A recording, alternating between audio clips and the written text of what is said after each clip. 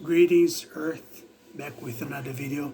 Today I'm gonna talk about Mexico, how everything happened, how I went to the United States, how I came to become who I am right now, how I might not speak English very well, but at least I make more sense than a lot of people that are stealing from poverty. Here's how it started. I was born in Brazil, Belo Horizonte. Every time I talk about when I was born, people that are in the United States and in Brazil, they always try to push into a situation that we have to bring it up, masculinity up, because they set us up when we were younger. The reason why they did what they did when we were younger, because big companies and crooked cops and organized crime, they had a secret, and the secret is to be sticking people in the bottom with their mind, their dirty minds. This strategy of life, this evil practice, it's not supposed to be said. I heard that a lot of people died to talk about that because probably they do not know how to explain the process. I do, but I won't, because I don't want to be connected with this nasty people. Would be lovely if I could just get back to my regular life in the United States and wipe the earth from these people. They're becoming more nasty. More of them are coming out.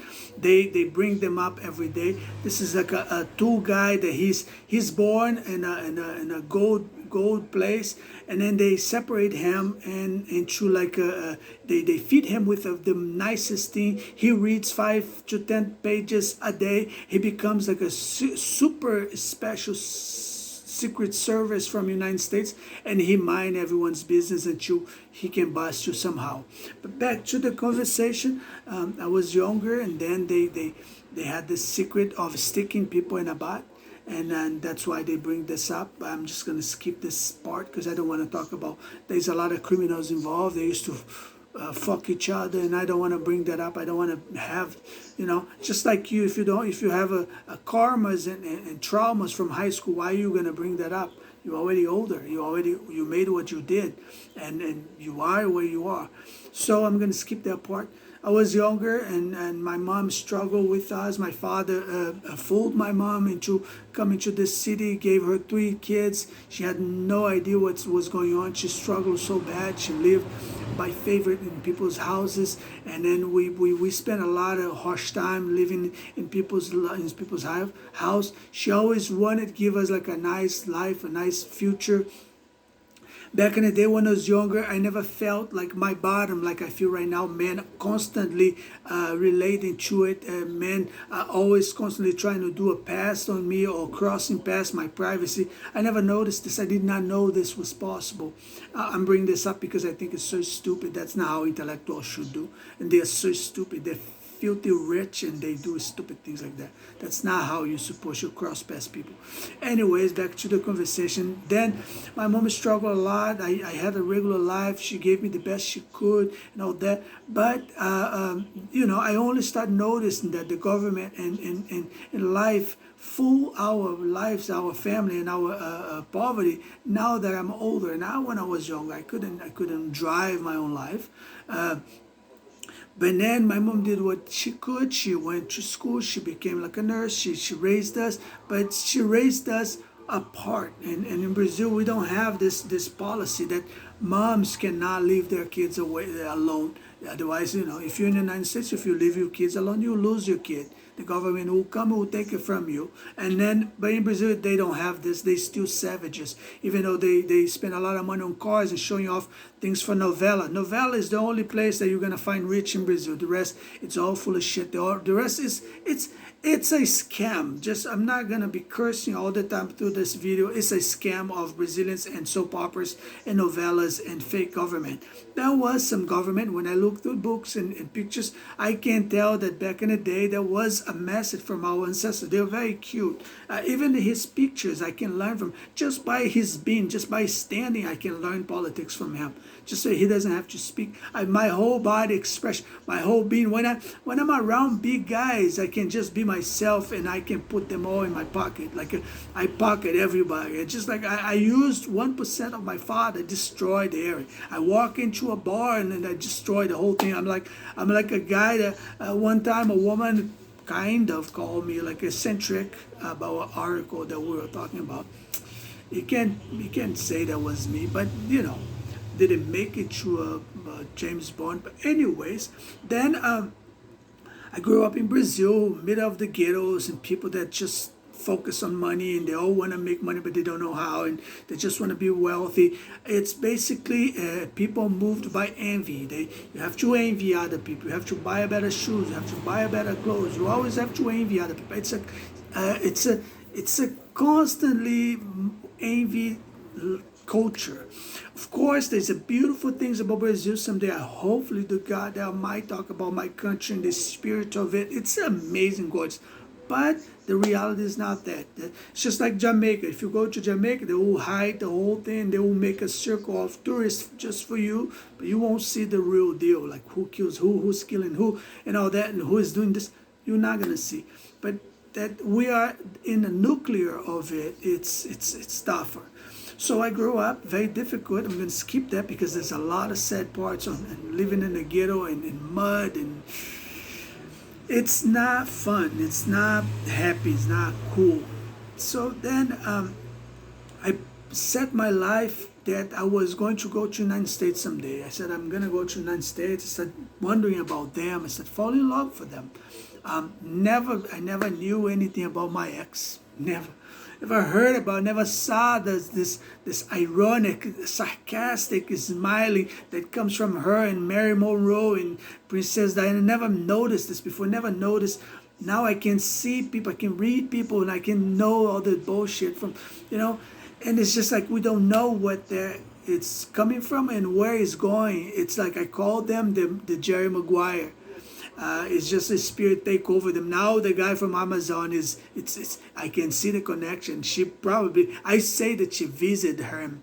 She's fishing for some $1 million around him because he's accepting the smile and the cynical, sarcastic, kind of whatever.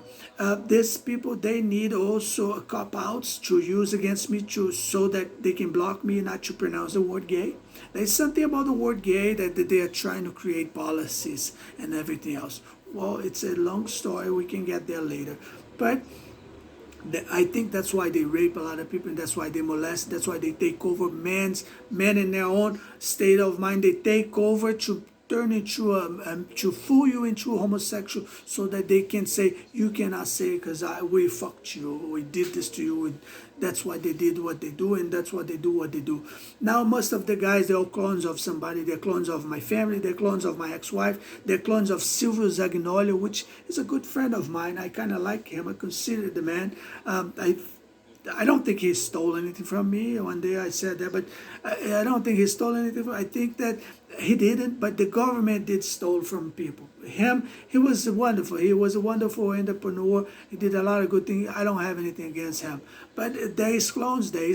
Well, I don't know if they're cloning because the entrepreneurship, but they are cloning. And that's irritating. That's annoying. You should be yourself and should just go through life. Shouldn't be trying to fool people with your clonies. So anyways, then I decided to go to the United States. I tried several times. We got robbed many times. My sister's been in the United States when she was 17. She's almost 50 right now. She never prospered. She never made money, real money. Every money she made, they stole from her. Every house she bought, they stole it from her. Since she was 17, she never had a father. She never had a family. She always suffered in life. She gave her life to Christ. She's been in church for all this life. She used to drive people for DMV doing like charity to people, and she only got beat. She only got betrayed. She only got talked behind her back. It's a hell. Then she came. She brought like one time $6,000.